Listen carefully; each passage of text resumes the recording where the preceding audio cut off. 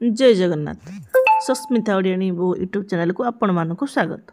आज रेसिपी पुड़ दिया चकुली सहित बंधाकोबी तरकारी। तो पुड़ दिया चकुली करने मुझे प्रथम गोटे चकुली प्रस्तुत करी हल्का सिझे आणिकी गोटे अलग थरे रखीदेली। तापरे पुणी आउ थे से पलम पुणी पिठ देकी आ गोटे गोल करके चकुली प्रस्तुत कली। तापर से प्रस्तुत कर रखि आमर गुड़ तैयारी नड़िया पुर को देदेला आगुर हल्का सिझा थिबा आमर से चकुली को तापर देदेली। तापर देखो केते सुंदर भाव से एकाठी मिसीगले। तापर हल्का टे तेल देकी मीडियम फ्लेम रे गैस को रखिकी हल्का हल्का सिझेली। तापर केते सुंदर भाव से सिझीगला।